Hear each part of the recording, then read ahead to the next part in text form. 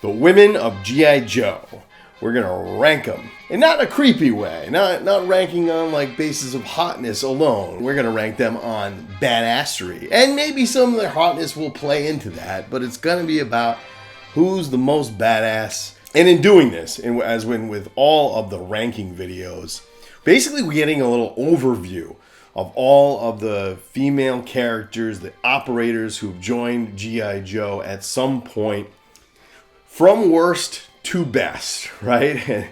So this is, again, like, we're not doing I'm not going to like Dr. Burkhart. I'm not going to talk about senators and girlfriends and stuff. We're talking about operators. That's what, for the criteria of this video, we're gonna specifically talk about those who are operators, who pick up a gun and work with G.I. Joe or are in G.I. Joe.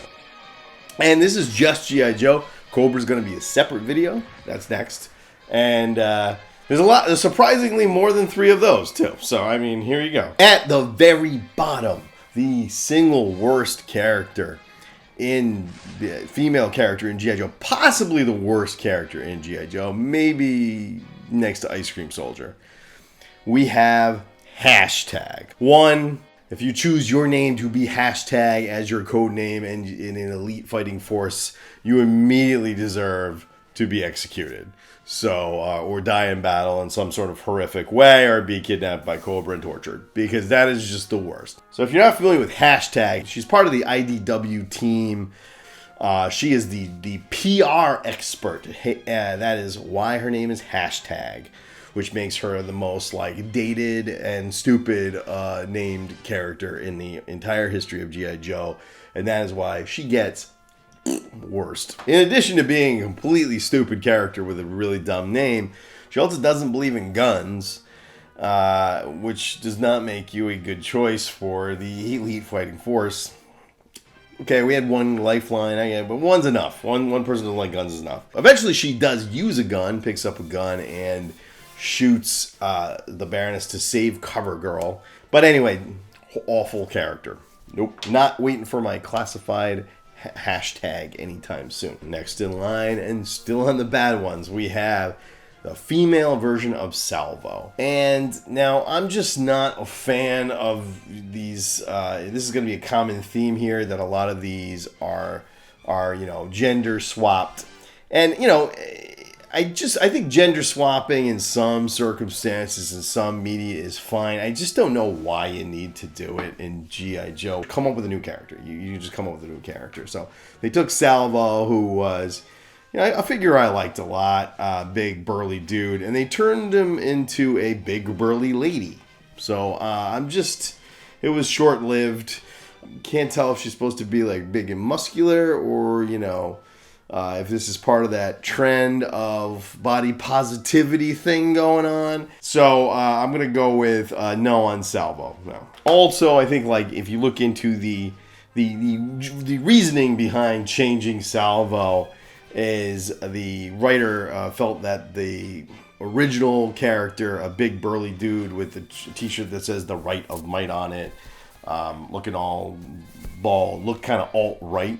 And come on, I'm like, no, fuck off, people. Like, I'm not like, just fuck off. Okay, I'm back. I can't take it anymore. Like, stop, everybody, stop with the shit. Next on the list we have Stanley. Now, Stanley is a green shirt that shows up for an issue, and that is pretty much blown up. So Stanley doesn't survive very long, and therefore doesn't get a lot of play. Nothing offensive or annoying about Stanley. She's except that like this is another theme that you're gonna see, is that you got like all these cool nicknames that we got, Lowlight and Outback and Snake Eyes, and then with the ladies they give them nicknames like Stanley.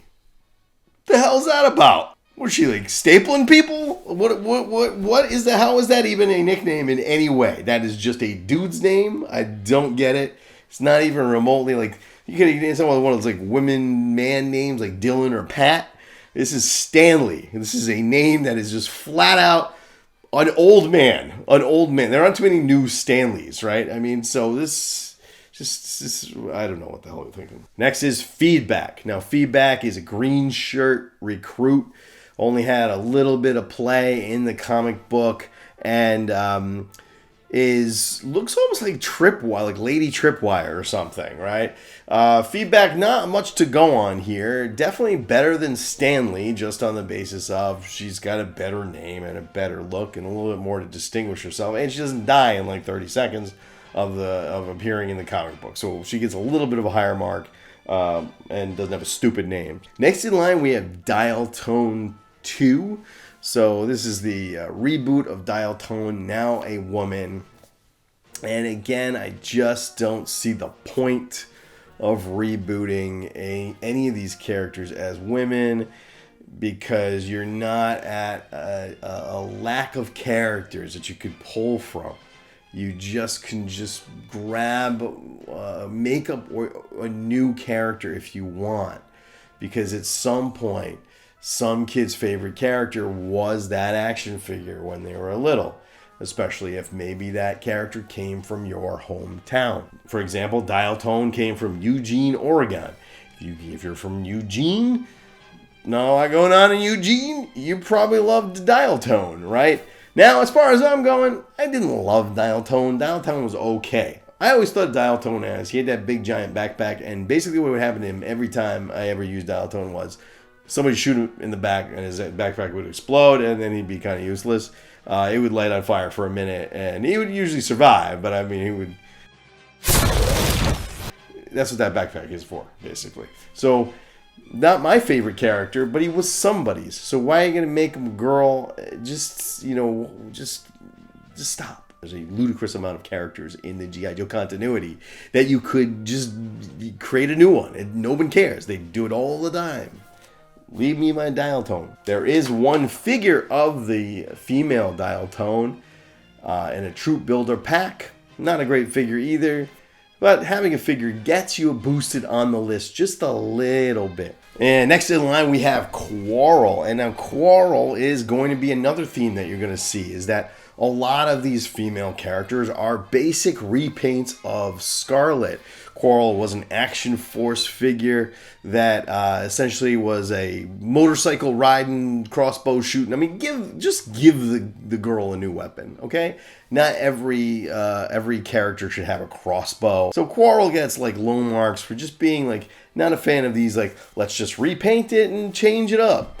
Not a fan. Right, you didn't know these people. Did you know these existed? Next in line, we have Mayday. Now, Mayday actually has two different versions, but I'm going to consider them one. One is the original Mayday was part of G.I. Joe Extreme. Extreme! You may have heard about my feelings about G.I. Joe Extreme in this video where I rank all of the different versions of G.I. Joe, Extreme being, dead last. But Mayday herself, not a kind of a cool looking character, just sort of a badass redhead, obviously a sort of new Scarlett. However, there's a second Mayday which shows up and is prominent in the IDW series, in which G.I. Joe and the Transformers are a crossover, and it brings in all the other IP from Hasbro's worlds, like now owned world, from Kenner, Mask, things like that. And Mayday is now a black woman. She's kind of badass. I think she's a pretty cool character. Not the hugest fan of crossing over G.I. Joe and Transformers in general, but this new Mayday is pretty cool and better than the G.I. Joe Extreme one. She's not as extreme, but she's pretty cool. Next in line, we have Glenda. Okay, again, Glenda. She gets some credit, a little bit cooler than Quarrel because she is the Argentinian version of Scarlett. So this is how that figure, and this is the figure that we were all so shocked and surprised when we got our next tier in the Dragonfly. We were all so excited to see Glenda, weren't we? Again, a weird name, Glenda. I mean, all I can think of is this. Pull the string. Or if you're Argentinian and you grew up with Glenda, maybe you got some real affection for her, so I get that. Next in line, we have Sparta. So Sparta is the Brazilian version of CoverGirl. She was brought into the G.I. Joe continuity when the Collectors Club came out with a figure in this Mission Brazil set, and there's even a comic book. So Sparta is a undercover agent, and for the most part, just looks exactly like CoverGirl. One thing that puts Sparta just a hair above Glenda, she has a legitimate name that's not just a girl's name. Next in line, we have Black Hat. Now, Black Hat is a computer specialist. There's like a lot of female computer specialists in G.I. Joe. Her name is Regina Bypage. I don't know if I'm saying that right. Probably not. But, so she is a hacker. Decent enough character. Not a lot to go on here. But, and doesn't have a ton to do. Next in line, we have Natalie Poole. Now, Natalie Poole is the Action Man lady. So, and they did make a figure of her in the Collectors Club. And I guess she's just sort of like a badass secret agent girl. Wow, can we not? What's not to like about that? And she shows up somewhat in the comic book a few times. So, Natalie Poole. Next in line, we have G.I. Jane. Now, if you're Joe Colton, the original G.I. Joe, eventually got brought into the Larry Hamaverse and has been sort of a staple in the comic books. And basically all of the comic books. It's sort of like the elder statesman of a G.I. Joe. He's like from another era, and they give him lots of respect. He comes in every once in a while on a really important mission, and he brings with him G.I. Jane. It was like a nurse / wife, girlfriend, something. And she's pretty badass. She kind of kicks some ass. She's got a lab coat look, interesting enough. And she's not bald like this G.I. Jane. It's none of that. So she's all right. Next in line, we have Freestyle. She's the Night Force fighter pilot hailing from the Dominican Republic. Is basically a fighter pilot known for improvisational skills. Kind of a cool character, maybe somebody, not somebody with a whole lot of lore, a whole lot going on, but it seems like a cool character. Next we have Bomb Strike. Now Bomb Strike is actually a pretty good character. She actually came out in the Valor vs. Venom line. But one bone to pick here is that her original name is Bombshell, which is a much cooler name and kind of feels like in line with like CoverGirl. And it does feel like they're like, well, if we say Bombshell, we're making it too much about her being like this hot blonde girl. So let's make it Bomb Strike, and it'll be less sexist. And I guess that's the idea. That seems like the idea. That's why I'm going to put her lower on the list. Actually, is pretty badass though. I think she's like the brother or the sister of like a Cobra Sniper character, Blackout, I believe. And so there's some interesting lore there, maybe. And when she gets into the comics, she kicks some ass. There's a couple of figure versions of her: a Valor vs. Venom figure, a Collectors Club figure. I wouldn't be surprised that we will get a figure for her in Classified at some point, as she became a pretty significant figure in the Larry Hama verse later on. Next in line, we have Pale Peony. And this was also mentioned in my Ninja ranking list. And Pale Peony has a couple different versions that sort of merged in together. She's a Russian ninja, studied with the Arashikage. At one point was an antagonist for Storm Shadow in his mini-series, but then later joined the team. And again, though, she seems to have joined the team so that Larry Hama could kill her off. She just ends up getting evaporated by these like robots. So Pale Peony, a cool character that does not last very long. Next in line, we have Sherlock. Now Sherlock, she's a brilliant detective. She's able to, figure things out, and that's something we haven't seen yet. So that makes her really original. She has a robot arm, which it's just kind of stupid. I like Major Blood's got a robot arm. I really think you could have left the robot arm off and she would be a better character. I think she's cool just as is. She's got that detective thing going on, which is something we haven't seen, which is great that you've got a new specialist rather than another fucking Scarlett with a goddamn crossbow. She's just a sort of badass military police lady with a gun. Didn't need the robot arm. That's my one little meh with her. Okay, next in line we have Firewall. Now Firewall also has a couple of incarnations, but the main incarnation, the one that I find the most interesting, is Firewall in the Cobra series. I think we can kind of, they're fused to one. She's part of the IDW Cobra series, and she is like a brilliant, she's got white hair, she's got like short cropped white hair, and she's a brilliant computer expert and higher up, and eventually she gets shot and she's in a wheelchair, and so I think that also brings an element that's really interesting. A version of her is that still that Cobra. She's got the one way she's got pigtails, and I think the cooler one is that like silver fox. Next in line, we have another let's make old favorite Joe into a girl, but this time I actually like it. This time I'm okay with it. And this is Doc 2. What I love about this character is she is the niece of the original Doc, because Doc died. Doc was murdered. Well, not murdered. Doc was killed in battle. One of the many people massacred by the Saw Viper. And as a result, we've lost Doc, and so he's replaced. Now, I just prefer that we just didn't lose Doc. I'm not a big fan of having Doc and Quick Kick and a couple of these people killed. So that means that I probably wouldn't want to like bring in a Carla Greer. But if you're going to be in the Larry Hama verse, you're going to kill off Doc.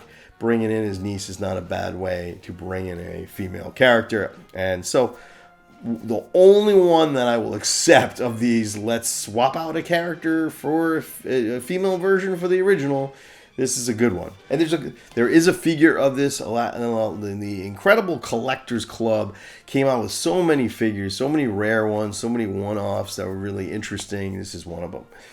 Okay, next we have Obake Obaasan, the Demon Granny. She's the matriarch of the Arashikage clan. She's a total badass though. Her main weapon is a Prada handbag filled with a brick. So she just like clubs people with this Prada handbag. But she is like a very skilled ninja, and she's an elderly lady. So that's I think she's kind of cool in that respect. Next in line, we have a character that I was very mixed on at first, but have come to enjoy, and that is Dawn Moreno, Snake Eyes.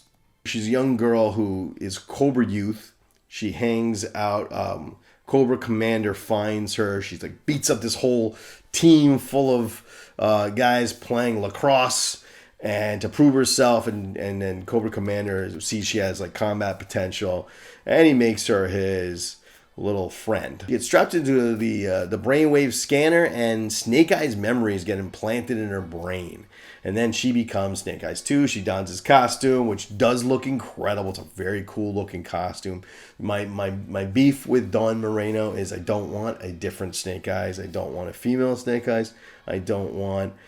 Once you kill Snake Eyes is a stupid idea. They brought him back, and so my beef is over, and now I can just appreciate the character for being, sort of this woman, not Snake Eyes. She's not Snake Eyes. She's not Snake Eyes version 2. She's not Snake Eyes version 3. She is just a woman who has Snake Eyes memories, and there is still a Snake Eyes. I'm cool with that.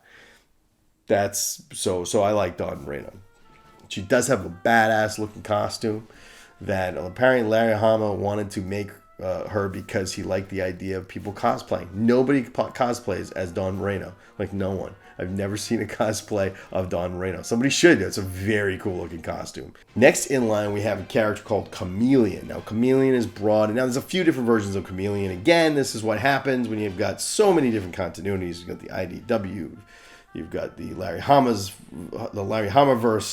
You've got the Cobra series in IDW. We've got Devil's Due. We've got a lot of, now we have Skybound. So there's a lot of different continuities, not to mention cartoons and all kinds of things.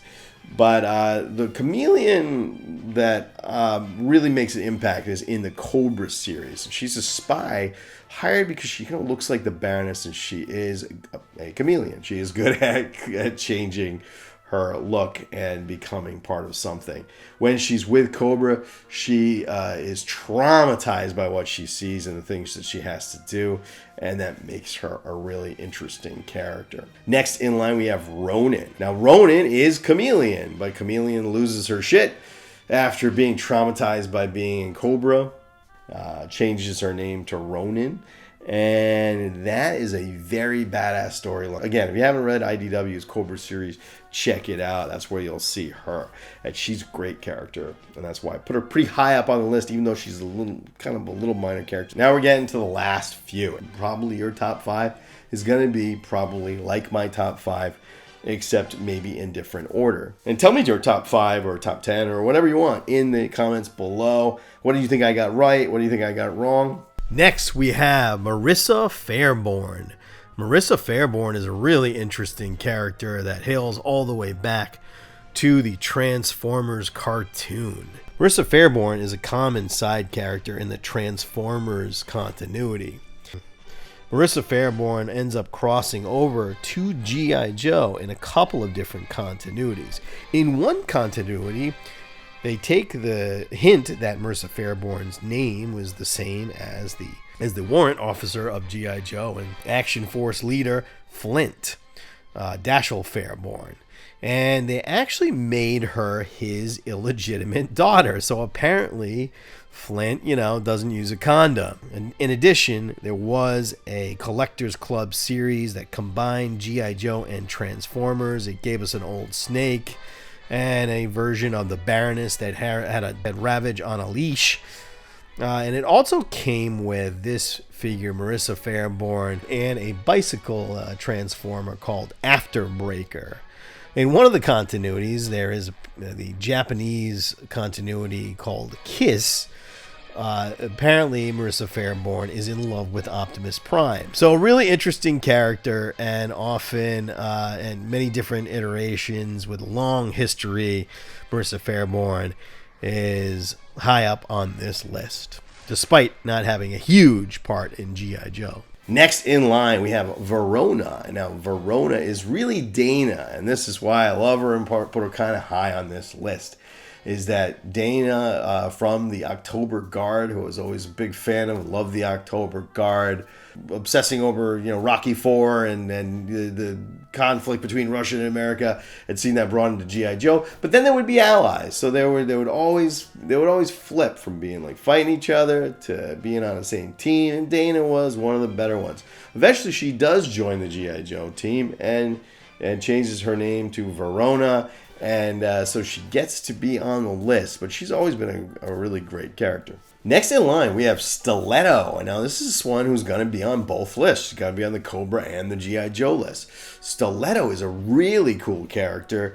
She actually was created in a book series. This is something that Amazon did and then ended up doing away with, which is sad, called Kindle Worlds, where they allowed fans to put up books, write books about a fandom, and then actually publish them and actually get them out into readers' hands. And so, and this writer came up with the character of Stiletto.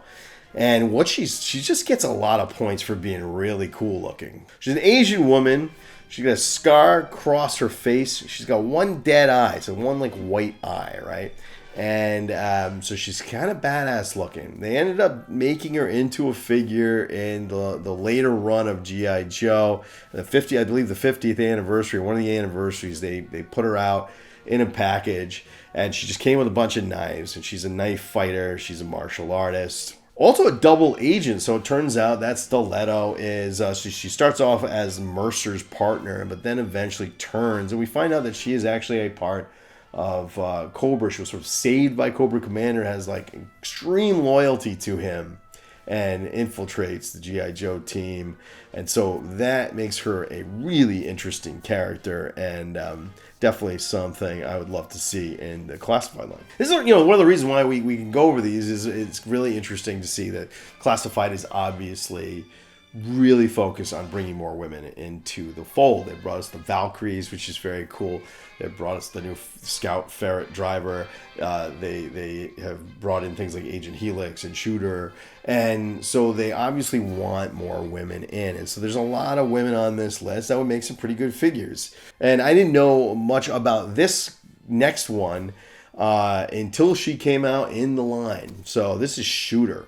Now, Jodie Craig, aka Shooter, actually the 14th original Joe. She was brought in as a sort of gag that there's a little offhand member in one panel of the G.I. Joe comic that can't see the face, just says Shooter. It's actually a tribute to Jim Shooter, the editor at Marvel. And then many years later, Larry Hama retconned this story to say there was one more G.I. Joe on her own mission, a sniper, and she dies in battle. Very cool character, a good figure. It's a great figure. My only beef with Jodie Craig Shooter is that she died on her first mission. So that kind of sucks.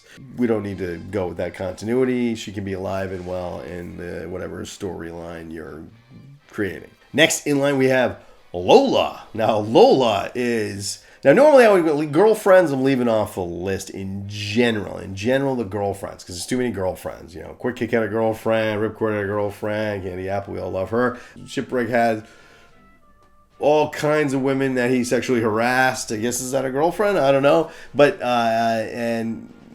what we need to focus on here are operators. However, there is a moment in the comic book in which Grunt, Robert Graves, married to Lola, has been kidnapped. He's been out of the forces for a while. He's a civilian now, and he gets kidnapped by Cobra. And Lola, who was an operator, she was a soldier, so she's a trained soldier, doesn't waste any time. She's like, you got my husband, you captured my husband. She puts the kids in daycare. She gets a machine gun and she goes out and she fights to save him. That makes her a really interesting and really fun character, I think. And because she joined the team, even if it was briefly for that one mission, that's still really really cool. And I think that adds her to the list. So she'll be the one girlfriend that gets on the list for being an operator. And I know I didn't forget Candy Apple. Candy Apple does not quite fit the operator label, so I think we're going to keep her out. But she's a great character anyway. So number 5, Courtney Krieger, aka CoverGirl. Now, CoverGirl, one of the originals, obviously. Also a very cool idea for a character. She's a super hot model, drives a tank that shoots missiles. She's, that's hot. That is super. I know I said I was going to talk about hotness, but that's hot, okay? She often has blonde hair, as she was in the cartoon. However, in the original figure, we know there are no blonde ladies in G.I. Joe. There are only redheads and brunettes. And she is a redhead in that. Strangely enough, I would say if we were to do a hotness ranking of G.I. Joe females, we would you'd think, story-wise, that she would be the hottest because she is a cover girl. It gets her name because she is a fashion model. So she's a model who comes out of there. But if you look at the action figure, she's definitely the biggest butterface, right? That I don't know what the sculpturing on that face looks like. No, not feeling the sculpting on that face. Where is she? She's just about to close up the library. However, Courtney Krieger is a very cool character. Doesn't have a ton of lore. Doesn't have a ton of things that she has done in any of the real media. That she goes on missions. She's certainly a big part of the team, but doesn't have the weight of the other characters. And that's why I put her at 5, even though she's one of the original 3. All right, now this is where I get in hot take territory. Number 4 is Lady Jaye. Love Lady Jaye, one of them great characters in G.I. Joe. I actually get into some of the romantic shit in G.I. Joe and how there is these couples, right? You have Snake Eyes, Scarlett, Destro the Baroness, and the third is Flint and Lady Jaye. Also love that Lady Jaye, she's this master of disguise. She is a very interesting weapon. I've always wondered what the original thought was of that weapon, if that was supposed to really be a javelin, because it doesn't quite look like a javelin. But then, of course, in the cartoon, where she's her hottest, let's face facts. In the cartoon, especially, when she's getting Lovecraftian creatures trying to, take off her nightgown. The indignity perpetrated on our ancestors, we shall avenge. avenge the indignity perpetrated on our ancestors. Oh! But what that in the cartoon, they give us our best version of Lady Jaye, although she has a lot of story in the comic book too. The javelins. I always think though those were interesting weapons. Doesn't make a whole lot of sense, but then I always was able to rationalize the idea that, like, okay, if you could strap a grenade to a javelin, you could probably hurl it really, really far. It could sail really, really far and really, really high. So that might be an interesting, like, weapon that somehow she decides to use. So I love her weapons. I love her attitude. I love her storyline. Number 3, and these are my taste. I understand you may be different. Number 3 is Jinx. I absolutely love Jinx. First of all, female ninja, the first female ninja. Idea of a female ninja is awesome. Love her in the cartoon, in the movie. The blinding herself in order to fight. It's a sort of a bizarre kung fu movie cliche that we've seen a million times in other movies, but it really works and is really fun in the G.I. Joe movie. I like the idea that she's like, a Jinx, that she's, it's one of those things in the file cards. You have all these interesting little bits in the file cards. And the file card says that she is bad luck, right? Or that she thinks she's bad luck. Or she thinks she's bad luck, and that's really interesting. That's where she gets her name. But she is this incredibly ferocious fighter, and she's got this great look. I love the new figure that's coming out. I think they did an amazing job of the head sculpt. I think I love everything about it. Okay, number 2, and this is where you probably may be controversial because she's a newer character, but my number 2 is Agent Helix. I gotta say, I fell in love with this damn character last year. Here it is. I fell in love with this character first. I barely knew who she was. I knew there was a figure out in the Rise of Cobra era. She came out for the movie. She's based on a video game character named after the company that made her, Helix. But she's got an incredible look. She's got an incredible weapon set. But what made me really just absolutely fall in love with Agent Helix, and I actually think Agent Helix has the potential to go really far, to be one of their best characters, and to be a character that could even like sustain their own book. So I think Skybound doing an Agent Helix series is a great idea. There's been a debate online. I was saying, everybody thinks women love action, and they don't. My experience is that high school age girls, not that I don't know high school, I know high school age girls, by the way, not because I like hang out at high schools, because I am a teacher and that I teach them, okay? I have kids that have friends, and our friends of friends or family members. And the truth is that girls growing up now love anime, they love violence, they love hero stories, they love action heroes. And I think Agent Helix is a character that really has the potential to capture the imagination of a lot of people. One, because she is autistic. The fact that she is an autistic sort of super spy with incredible skills makes her really interesting. There's a lot of little interesting details about Agent Helix. A lot of lore. And if you read the story Silent Option, you'll get an idea of her backstory and see just how determined and how frightening she can be. And you'll also get a sense, and it is one of the best things that Larry Hama has ever written, is Silent Option. So I really highly recommend you read it. The villain in Silent Option is not Cobra. It is a human trafficker, a female human trafficker who is evil as hell. And what Agent Helix does to her is absolutely horrific. So Agent Helix is a completely monstrously violent girl who's, also autistic, who's also a, super agent with incredible skills. She's like a living weapon cultivated by Hawk from the moment she was 5 years old up, which is absolutely fascinating. I also love what they did with her with these weapons. I think that this is something, the weapons that they created for this figure need to become her iconic weapon.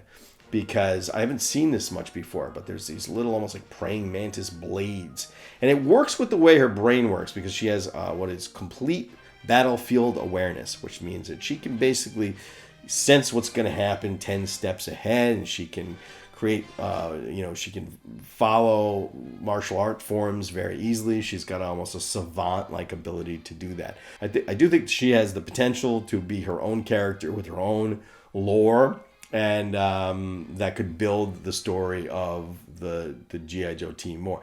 I know, putting her second is maybe a hot take because, you got Lady Jaye, you got CoverGirl, you got Jinx. These are characters that have been with us forever. I'm putting her second because I think just simply the amount of lore that she has gotten in her just few years of really being in play make her an interesting character. She has almost more to do, more lore, and more interest than some of these characters that have been around forever.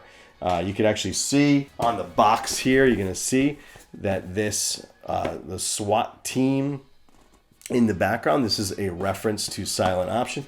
You can check this out. I talk about this as well as 35 other Easter eggs you will find in G.I. Joe classified figures and the box art. You can see that video here. And that's why Agent Helix is my number 2. And my number 1 is obvious. It's probably your number 1. Maybe you're a bigger Lady Jaye fan. Maybe you like CoverGirl or Jinx. But probably, I'm going to guess that most of us are going to agree that Scarlett is the greatest female hero character in the G.I. Joe story. And I just loved Scarlett from the moment I saw her. Actually, I named my daughter Scarlett, which I talked about before. And one, because it's just a cool and badass name. And also as a tribute, it was really a tribute to the Scarlett from G.I. Joe. I remember the first time seeing Scarlett on the comic book, and she just had all these hidden little weapons. And the big memory for me would be the end of the big memory for me would be that end of issue number 1, in which there's a standoff, and Cobra Commander's got a gun to Dr. Burkhart's head, and Scarlett lifts up her hand, and she takes a shuriken off her wrist and hurls it and sticks it in his hand, and he drops the gun. And that's how they save her, right? So she's always kind of saving the day. She's completely fearless and a total badass. And she's actually one of the most consistent characters between cartoon and comic book. I don't think that's maybe the only consistent character between cartoon and comic book. That she's very much like she is in both, and is also very significant in both cartoon and comic book. But she's a badass in the cartoon too. There's a moment when it looks like Destro's got her kidnapped. He's flying away on a Cobra mothership, or a Cobra airship, and she grabs her crossbow with her feet, shoots an arrow, and blows up the ship, deciding that she'll kill herself and kill him too, and just anything to complete mission, anything to Charlie Mike, right? You've used the controls. We're both finished. So she's an incredible character. Also love the story between Scarlett and Snake Eyes. It's a bizarre love story that she's with this man who's got essentially no face and can't speak, and that they've been together for years. Larry Hama famously says that he models Scarlett after his wife, and so there does seem to be a more adept hand in writing her and making her a more fleshed out and interesting character that has to go through a lot of different decisions and feels really complex, even though she's not that complex, right? I mean, she's basically a superhero.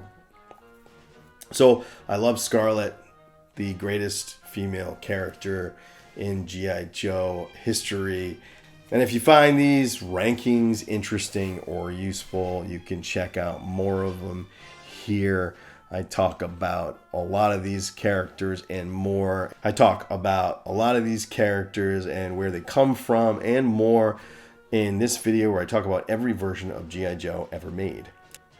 I also am going to be doing a video on the Cobra, the lovely ladies of Cobra, next. So check that one out here.